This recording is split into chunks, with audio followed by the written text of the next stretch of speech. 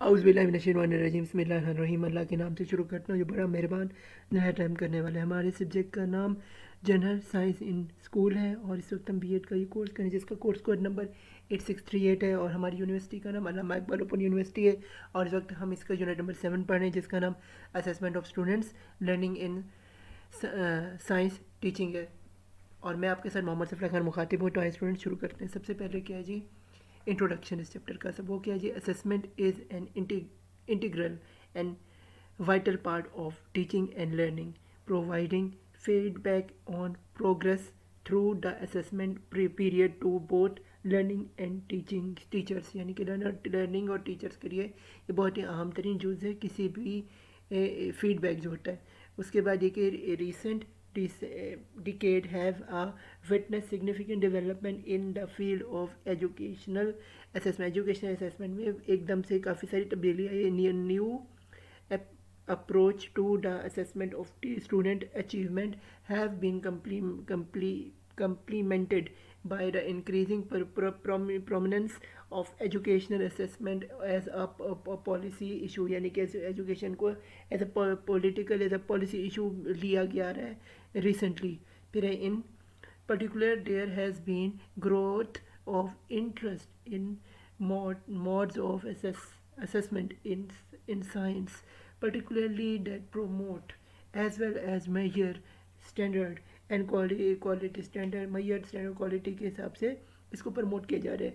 These have profound implication for individual learners, institutions and the educational system itself। In this unit, the major focus is to provide you the opportunity to learn about why and how we assess the performance of individual in the science classroom and laboratory। In the last session of this unit, the focus is on how to develop a valid and reliable test to make the assessment more valuable for the stake यानी variable कैसे stake holders के लिए किया जा सकता है। इस unit में हम देखेंगे एजुकेशन के बारे में।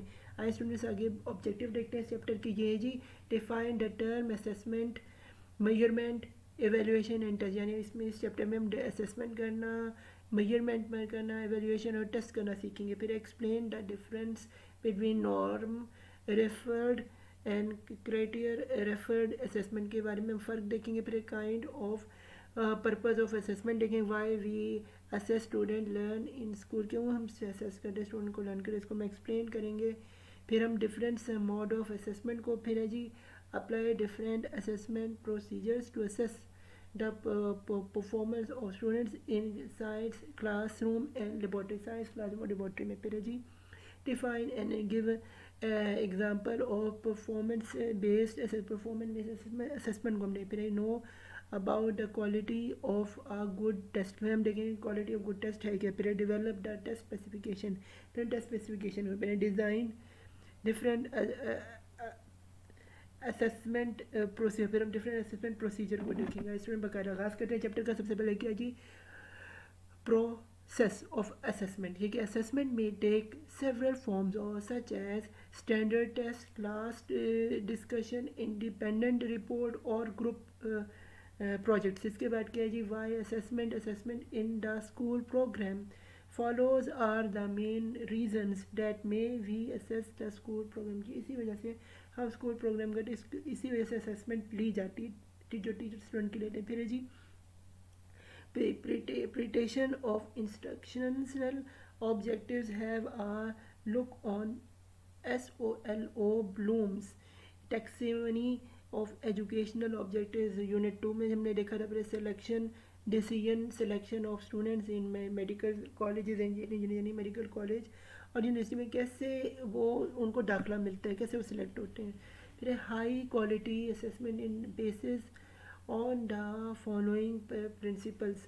ये क्या है जी, इसमें नंबर वन पे the primary purpose of assessment is to improve student learning. इसमें स्टूडेंट की लर्निंग को असेस किया जाए। फिर assessment practice must be fair and equitable for all, यानी कि जो असेसमेंट है स्टूडेंट की वो सबकी बराबरी होनी चाहिए, उसमें कोई तफरका नहीं होना चाहिए। फिर एक communication about assessment is on going clear and meaningful, यानी उसकी असेसमेंट क्लियर और मीनिंगफुल होती है। फिर जी professional development and collaborative support assessment, professional और कोलैबोरेटिव डेवलपमेंट असेसमेंट की होती है। फिर जी student and parents are involve in assessment program, students और पेरेंट्स इन्वॉल्व होते हैं असेसमेंट प्रोग्राम में। फिर हमारे पास assessment practice are regularly reviewed and refined, assessment practice जो होती है वो रेगुलर रिव्यू होती है और रिफाइंड होती है। आगे स्टूडेंट्स हम चलते हैं तो हमारे पास आ रहे हैं मॉडल ऑफ असेसमेंट। ये कि there are many other model of assessment which are use to assess the student learning in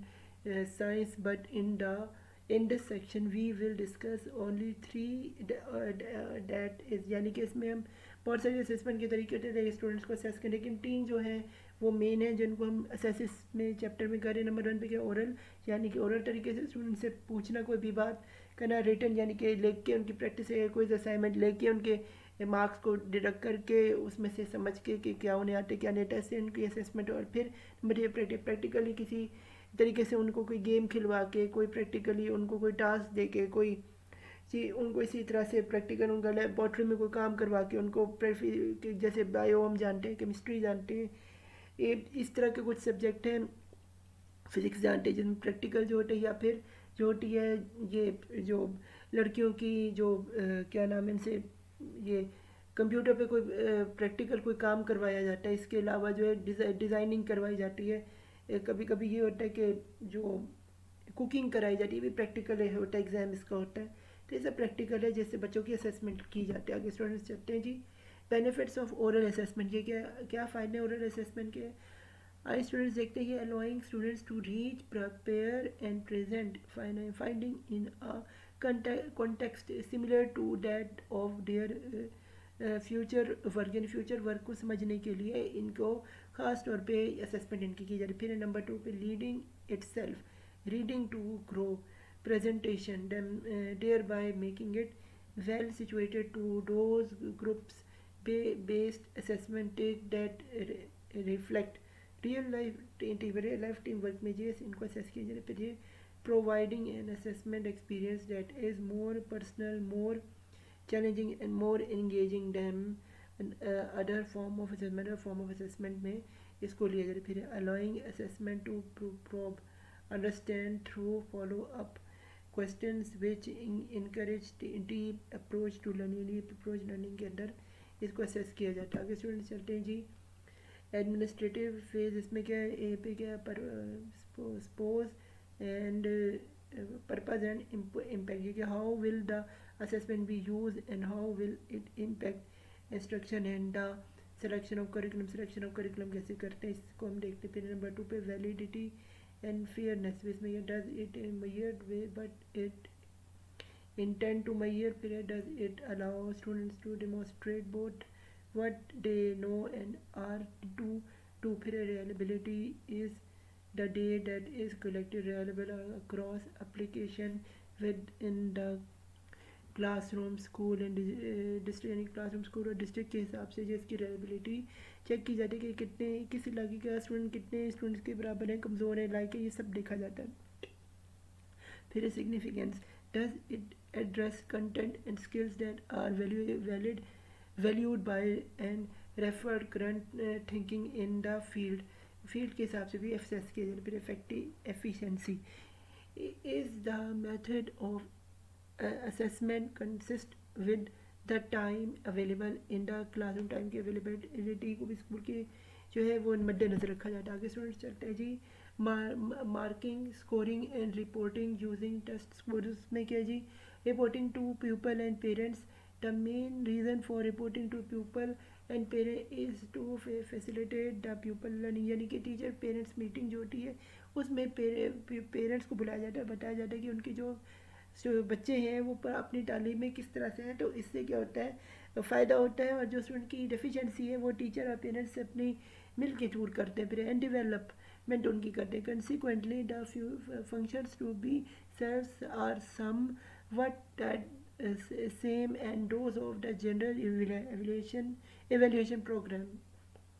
The report shows, number 1, carefully the school programmes object school के प्रोग्राम के ऑब्जेक्टिव्स को हासिल किया। फिर है indicate the pupil strength and weakness in learning, student के people की strength और लर्निंग को देखा जाए। फिर है promote great understanding of the pupils, personal social